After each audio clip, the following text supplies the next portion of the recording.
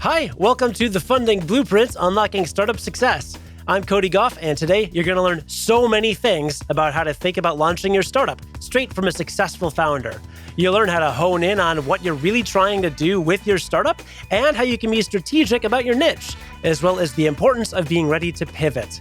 And plus, what's the perfect age for a founder to start their entrepreneurial journey, and what communication skills are most important for you and your team to have to find success? There's so much to get to, so let's get into it. My guest is Gandrabura, an accomplished educator and entrepreneur who has made a significant impact in the world of workforce edtech. With 14 years of experience under her belt, she has become a recognized name in the industry. She's the founder of English for IT, which is an established language teaching and workforce development service that caters specifically to tech companies. Anna is an ESL textbook author and a social media influencer with hundreds of thousands of followers on Instagram and TikTok. And she's also a co-founder of The Chain Miami, which is an insider guide to Web3 events and educational resources in Miami, where she's based. Now, Anna didn't quite follow a traditional founder's journey, so to start our conversation, she told me how she got started, and I think her story may give you some ideas on how you can get started. Here's our conversation. Yeah, so here's a backstory on English for IT. I became an entrepreneur really early in my career, so to speak. I launched a language school back home. I'm originally from Ukraine, from Odessa, the city on the Black Sea. So I started a language school there when I was 21. It was like teaching English to everyone. And of course, it was just me, and I had two other teachers, an American teacher, native English speaking teacher, and another Ukrainian teacher. But then I was like doing this school, and then I started working with the tech company based in Odessa, like a big tech company. They had a big office. This is a SAP company from San Francisco, but they had a big office in Odessa. So they invited me to teach English. And so technically it was 2012, and this is when I usually say, so it's 2012 when I started working with the tech industry, but the name English for IT came about in 2015. This is where I officially pivoted. I said no to the language school. I said no to teaching English to everyone, and everyone was like, Anna, this is so silly. Like, you're saying no to big market. It's like 1.5 billion people learning English worldwide. You're picking the niche. You're going for the niche, and it's like much narrower. It's like much smaller. And I'm like, no, I'm going to do English for IT because we live. So this is what I was telling people back then. I said, we live in the era of niche businesses, and we still do, actually. So it was just the beginning, when it was like really not cool, but it was smart to pick your niche and become an expert in this particular niche. This is what I did. So technically started in 2012, but coined the name in 2015. So that's about 10 years, a little less. Yeah. Yeah. Okay. So you started your own school when you were 21. Already pretty impressive. 2012, you pivoted to teaching for IT specifically, and then 2015, kind of the official English for IT. So you've been in business for a while now. Come on, all my life. I only had one job when I was 19, working for somebody else for like 1 year. That's pretty much it. So you're looking at the entrepreneur, 100% entrepreneur, and pretty much street smart. A lot of that is street smart entrepreneur. I was just going to ask, in terms of your entrepreneurial journey, let's talk about the success of English for IT. What's the secret sauce that made it successful? What would you say was the most important factor or decision that you made that helped it succeed? That's a very, very good question. So the very first one, the one that I just mentioned, being very strategic about your niche. Because if I was spreading myself too thin, trying to cater to everyone instead of focusing on the tech industry, I don't think I would be on this podcast right now. But so like be strategic about your niche, understanding like what you really want to do. But then, you really have, like in my case, I think what made me successful from well, what made me different, I think, because, it's still, I'm still very much the pioneer of ESL for tech, was I was like really listening to my customers and what they need. Because let me tell you the story. When I started working with the tech people, I didn't understand what they were doing. I was just an ESL teacher. I was 20 when I was 20, I don't know, 4. Like, I was just an ESL teacher. Like, I didn't understand what these like product managers or project managers, like quality assurance engineers. And so I came I came in the classroom, and I'm like, okay, there is a book, English for Information Technology, that I can buy from Pearson or whatever, Longman Education. So I brought this book, and they were like, Anna, we already know how to name parts of the computer in English. So like these books that are available, for ESL students and teachers, they don't teach English for tech. They don't teach English for IT. They just teach how to name different parts of computer and like basic things like, system administration things, like how to hook up your router, like things like that, set up internet, pretty much what like everyone now knows, because these books are like super old. And this is when I'm like, I have to learn IT. I have to learn how to build a website.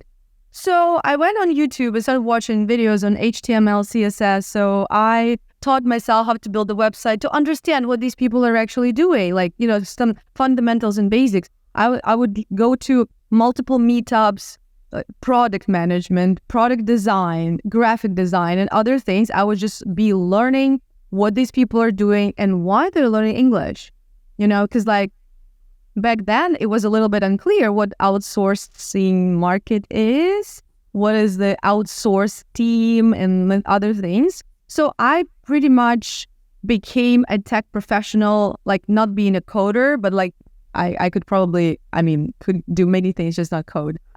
If HTML is coding, but they say it's not. Sure. But sure. Yeah, so that was another successful thing, because if I kept, bringing these useless books to my, tech students, it would, give me nothing. We wouldn't achieve any results. But then I realized that, okay, there is no curriculum for anything. I have to create everything myself. And that's how I became a book author later on, because I accumulated so much of this materials and information. And then I'm like, okay, there's no textbook out there. I'm going to publish a textbook.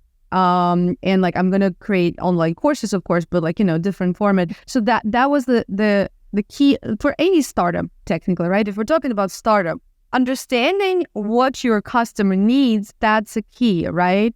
But like how you're doing this, that's another thing, right? Like, for example, in my case, that was me pretty much really early on before I started building the team. So I had to learn myself first so that I later can build the team and cater to my clients. So that's like really important.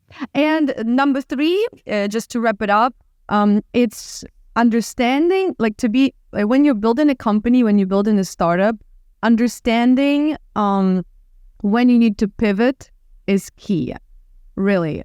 Because when I decided to pivot and do only English for IT, that was really important for me, And later, when I was already, building English for IT, like COVID started and like other things, there were so many times when I had to make really quick decisions and like pivoting. Now we're going, because we were offline business, by the way, and we had to become online like within 6 months, because like, we had no business. And that was like a whole different story, because, we never did online, courses. It was like online launches and everything.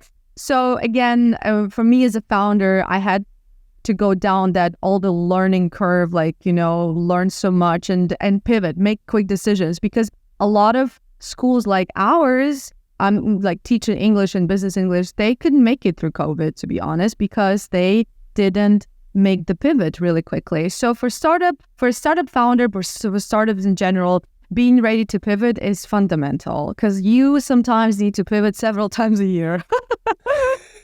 I would imagine. So the most important things, being strategic about your niche, understanding what you really want to do and understanding your customer, and then knowing when to pivot and focus. I want to zero in on that pivot. And I'm curious, I heard you say in another podcast, like I want to ask you about what you thought you were building and what you knew you were building. You said on another podcast that you're not just teaching people English. Like you're not selling, oh, I help them learn a new language. You said, I'm selling them and upgrading their lifestyle. I'm selling them a better life because that's just the tool that gets them somewhere, right? Like their new IT career, all this new opportunity they have. At what point did you realize that's what you were offering? Was that really early on and you had captured that? Or was it more like, well, I see a need for people to learn this, I'll do that, and then it kind of gradually transitioned? I'm really curious what that thinking was like. That is this really good and very deep question, to be honest. I'm like trying to think, what was it was I that smart from the very beginning? Or it was an acquired feature of mine, speaking in tech language. I think that probably it came with some of wisdom, as some experience, because at the end of the day, I mean, when we're learning something, our motivation, being motivated when you're upgrading, when you're learning a new skill, motivation is key, is really important. However, people often think that they're motivated because of one thing, but in reality, that's not it. It's like, this is something deeper. And it's like with everything. And the language for all this immigrant or international, right, professionals, this is like the first step in the career, and they need to hear it because they don't understand. Sometimes, like a lot of people don't understand this. That they come to me like, I want to improve English. I was like, what's your goal? I want to learn more words. I want to learn better grammar. I'm like, that's not going to get you far because grammar is boring. You don't really want to have this on your like a wall of goals. I'm like, what can you achieve with the language? So I feel like I came to this when I launched my online project, like when I launched my online courses, because we just got so many new clients, so many tech professionals who came to learn. And I just started, me personally, as an educator and influencer and founder and an entrepreneur. It was a great leap. And for my company, for English for IT, I think we grew like 4 times in 1 year.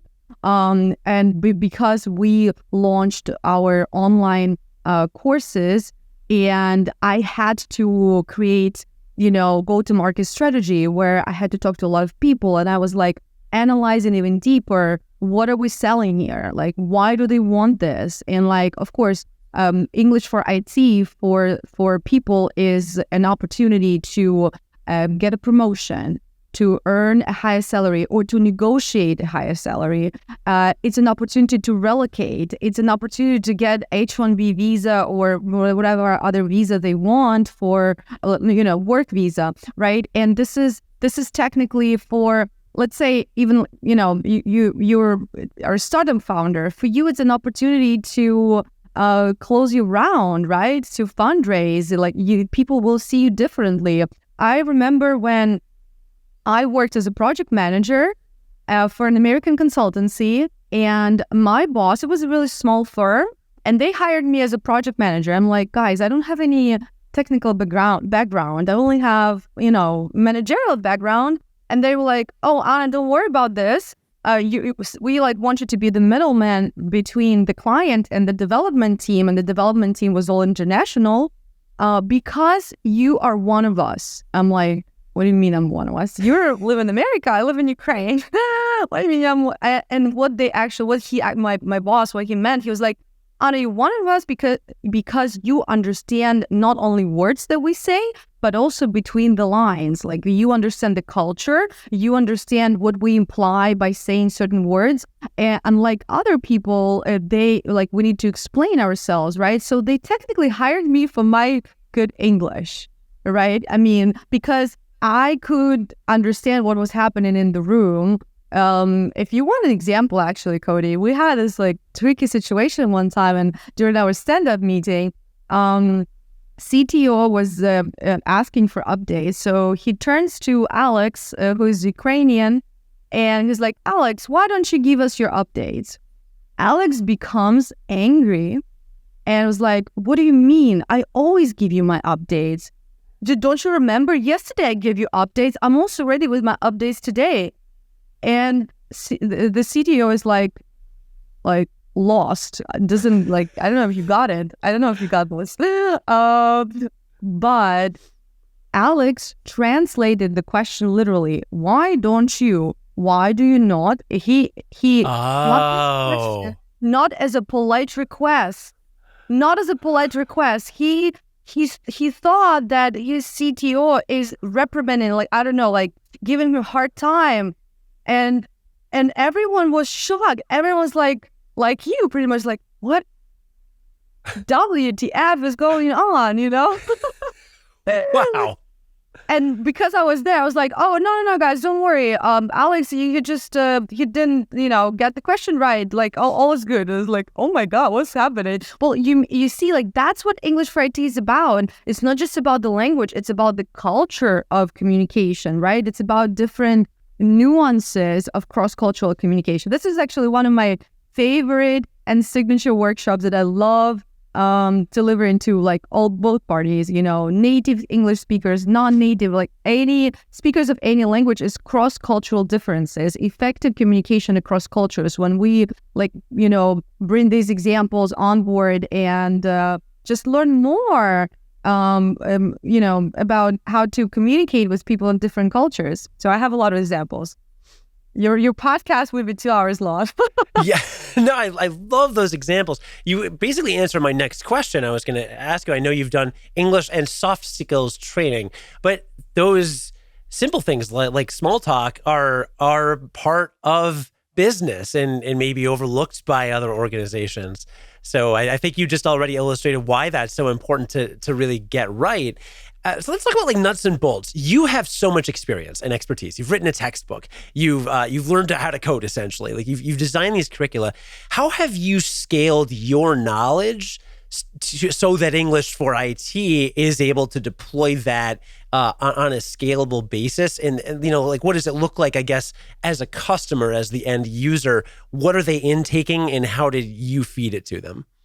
That's a great question. And since like you mentioned, I'm really big on practicing, but also teaching power skills, right? Power skills. This is the new term for soft skills, right? And I like this term so much more because when we say soft skills, a lot of people, first of all, they don't understand what it is. Second, they like, oh, soft skills, it's softer than hard. So hard skills are more important, which is the other way around because hard skills are easier to learn. Like if you want to learn what I did, how to build a website using HTML and CSS, you can do it maybe in a week, pretty much, like if you really, set your mind to it. But soft skills, communication skills, right? Public speaking like this, making small talk, the really important topic, giving feedback, receiving feedback, asking for feedback, being coachable, being a learner, being emotionally intelligent and other things. These things are learnable, of course. However, it takes some time. That is why as a founder, as an entrepreneur, as a leader in general, and just generally as a professional, as a true professional, you have to embrace the fact that you are a lifelong learner. If you don't embrace this fact, you can be successful, but it's going to be a short-term success. It's going to be a short-term win. If you embrace the fact that I'm a lifelong learner, there is no age limits because a lot of people are actually, they believe that education has age restrictions. They were like, oh, I'm too old for this. I'm too old to learn this. This is not true. Like I think I'm too young to learn everything. Well, just kidding, right? It's just, it doesn't matter how old you are. You have to be learning all the time. And that's how you can scale your business. Because I believe that Well, here's the you also have to take into account the being humble, right? Because like sometimes when you become successful, you grow this ego, and this is a very big thing for CEOs, right? Like, or leaders, when they grow this ego and they like, oh, I know everything. I don't need any mentors. I don't need any coaches. I don't need this and that. But that's I feel like if you act like this, that shows that you're not progressing. You are, I don't know, it's a plateau, or maybe you're just even going down in your succession. I don't know. So that is why being coachable, having a coachable personality and embracing the fact that I'm going to be learning all my life really helps you scale anything. But most importantly, first, you need to scale you. Because if you are a founder, if you are an entrepreneur, before you build a startup of you, there's actually a book, a startup of you. Before you build a startup of you, you're not going to build any other startups or any companies or any projects. That is why investment in you, investment in your personal development will actually help you scale anything that you are building.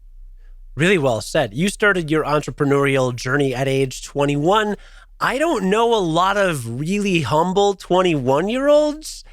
Do you, looking back, or if there's a startup founder or potential founder listening, do you think 21 is too early? Do you think you did a lot wrong at the beginning that looking back, you're like, well, of course I was 21.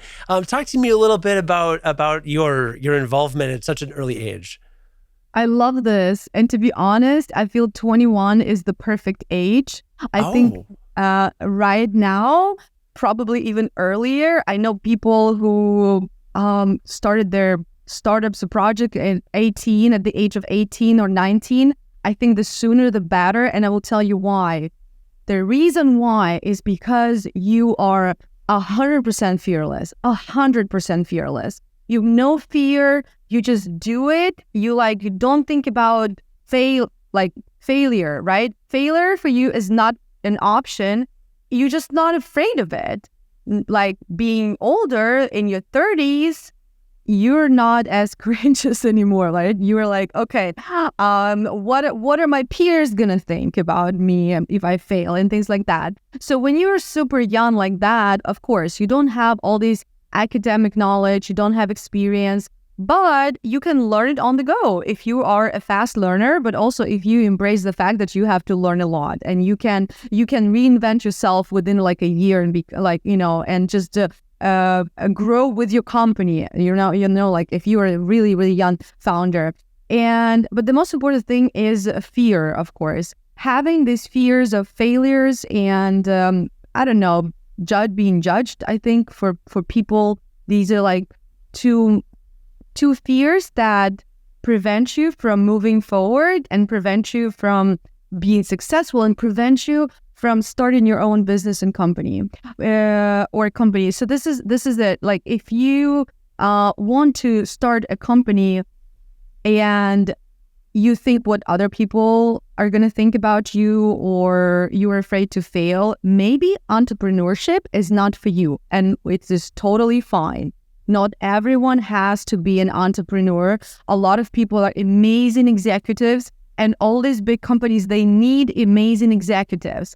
I really want to highlight it because I saw it in my life when, if in a group of friends, everyone like all of a sudden wants to be entrepreneurs. And I look at these people and I see their people qualities, right? And I'm like, well, this person is an amazing executive. They are amazing following other people, but they don't have enough. They don't have that skill set to be an entrepreneur, to be actually leading people. And it's totally fine. But, because being a founder and being an entrepreneur is so hyped up, or has been so hyped up like during this time, because it's kind of a new thing, maybe, I don't know.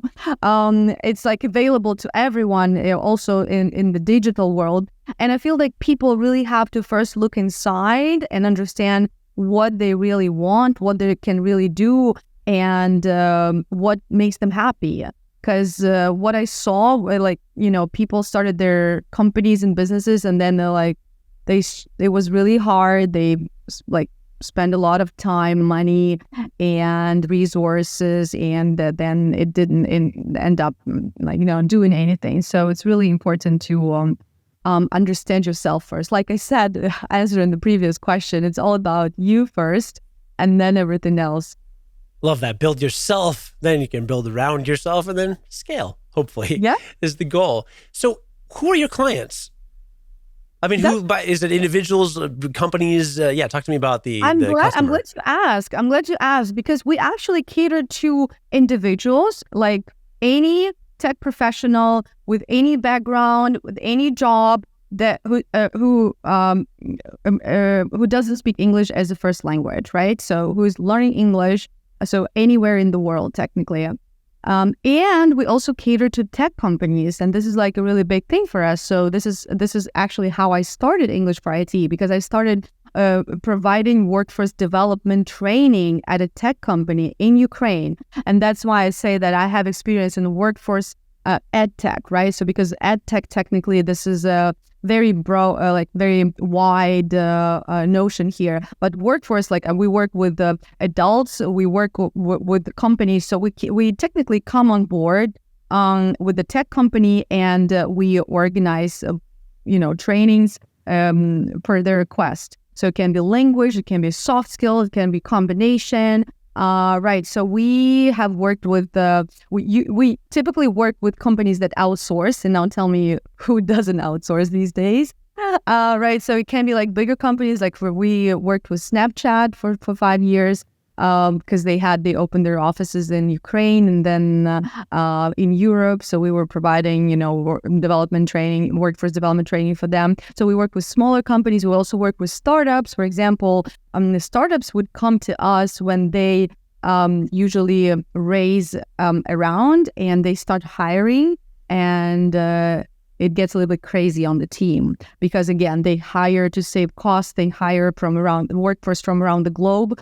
And then it's just all this miscommunication, and people don't understand the culture of why Latin American teammates are running late all the time. Isn't that rude? And this is not so much rude in Latin America. Even here in Miami, where I'm based, I was always the first one at every event when I just moved here. They're like, "Why are you here? It's early." I'm like, "No, it's not early. It's on time." Miami time is 30 minutes late. I was like, okay.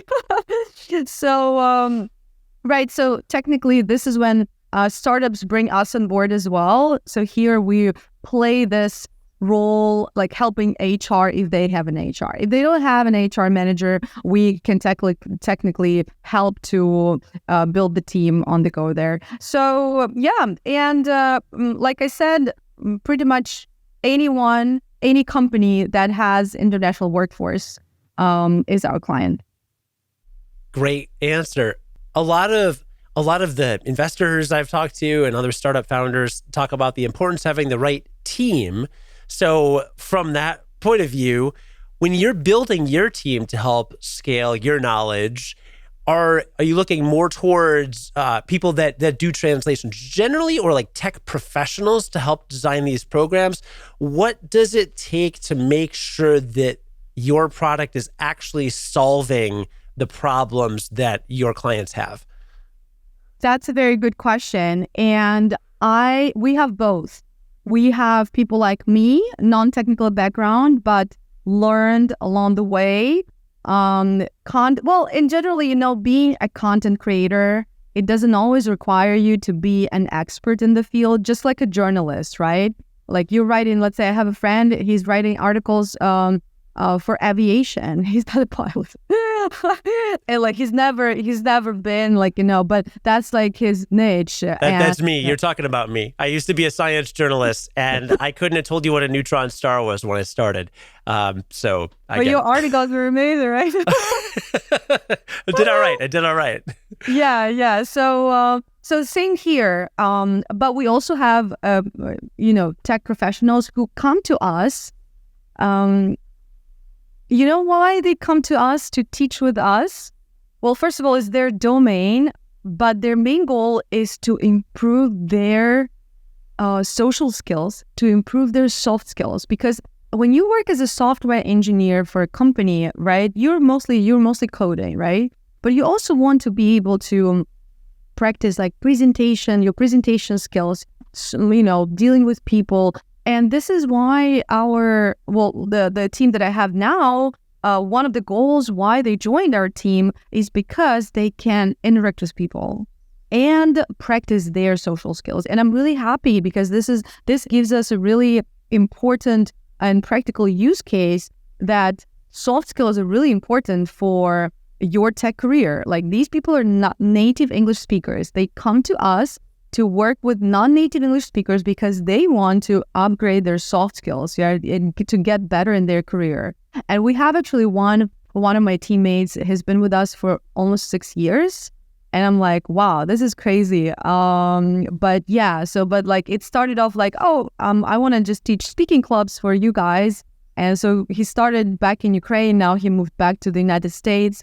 But I'm just like saying, like, you see we live in the world with so much technology and, AI. I'm pretty sure you have a lot of podcasts about that as well. But like, it's at the end of the day, it's all about human interaction. And even in this AI era where, we can do everything with the help of AI or like any other technology, successful professionals are going to be those who nail both this future tech plus people side, right? Social aspect of this, being like socially adequate, or, being just a people person, as they say, right? That is why I'm so keen on bringing power skills training to the table, to the workforce development table, because that's pretty much what they lack. Because the tech companies mostly, they really nail the tech aspect of it, right? Like, whatever is new out there, they can nail it. But if they also help their workforce improve their communication skills, that's going to be legendary for the company and definitely pay dividends on the investment. So when the tech company invests in workforce development, and I mean non-technical part, that's where you build the real culture, and that's where you build a common growth mindset, because everyone is developing, everyone's growing. It's not just one person leader. Let's say the leader who is getting ahead. It's the whole company. Beautifully said. It speaks to what we kind of talked about earlier. One of the first guests on this podcast, The Funding Blueprint, second guest, I believe, talked about the power of storytelling and how you're not just selling a product, you're selling so much more. And everything you just said, you're selling a culture, you're selling the ability to advance, you're selling the ability to develop.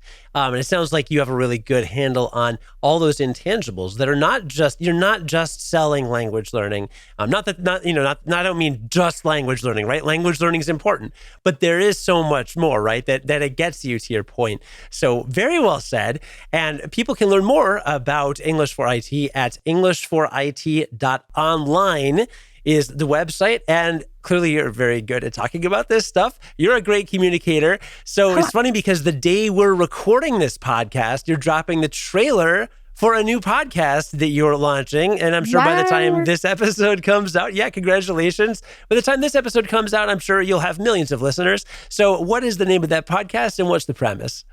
Well, take a guess. Power skill. It's power skills. Power skills for success.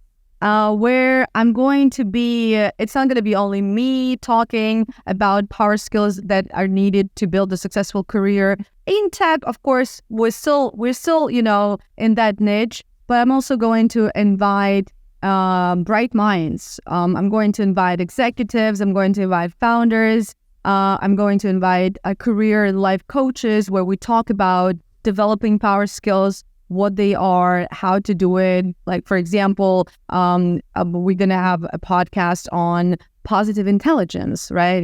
Do you know, Cody, what positive intelligence is? There's emotional intelligence. There's actually positive intelligence, which is fundamental if we think about employee well-being, and there are like certain things that you can learn to ship to be like positively intelligent about hardships that you encounter in the workplace. And I think this is amazing. And another thing, I believe that becoming great at prompting, AI prompting, is the power skill of the future. And I just published a blog post about this on my LinkedIn newsletter, where I talk about how AI prompting is the new power skill of the future. Because I believe that if you really nail AI prompting, you're ahead of the curve. No one can find you, right? No one can stop you here. But people who are actually thinking that, oh, okay, AI is not perfect, it gives me like really crazy responses. Well, no, because your prompt was incorrect, was inaccurate. So if you master your prompting, and again, like mastering prompting has so much to do with power skills, with communication skills, because it's about you framing your idea in like really succinct sentence, right? This is what people are lacking, actually. And that's like, with the help of AI prompting, you also improve your power skill of asking powerful questions, or giving powerful commands, or summarizing, pieces of information. I obviously use ChatGPT on the daily. I think everyone should use ChatGPT on the daily, because that's how you train, that's how you acquire a new skill, that's how you get more practice. And I'm even noticing, like, oh my God, I'm getting so much better, like asking these questions, being clear, being more succinct, and that's great. It's like a free tool. It's, like, you don't even have to buy a course, I don't know, or get a mentor. It's there. You have your personal mentor. Yeah. Wow. So we could do a whole extra hour just on that positive intelligence and AI prompting. I would love to talk to you more, but I know we've taken plenty of time. So please follow Anna on LinkedIn. I'll put a link to connect in the show notes of today. And again, check out englishforit.online if you want to see just an example of a really successful entrepreneurial initiative that went big and swung for the fences and has been very successful for many years. So thank you so much for joining me today. I really appreciate the conversation. Thank you so much. Thank you for having me, and good luck. This has been amazing. Good. Glad to hear it. I hope you enjoyed our conversation. To recap, some of Anna's tips for success include being strategic about your niche, understanding what it is you really want to do, and being ready to pivot. And don't forget that quote-unquote soft skills are really power skills, which is music to my ears because I'm no stranger to those. Anyway, The Funding Blueprint is produced by me, Cody Goff, with audio and video editing by Sean Patel. If you're looking for exceptional sound design or audio-video production work, and a guy who has a lot of power skills himself, then get in touch with Sean at seanpatel.com. Thanks again for joining me on The Funding Blueprint, Unlocking Startup Success. Talk to you next week.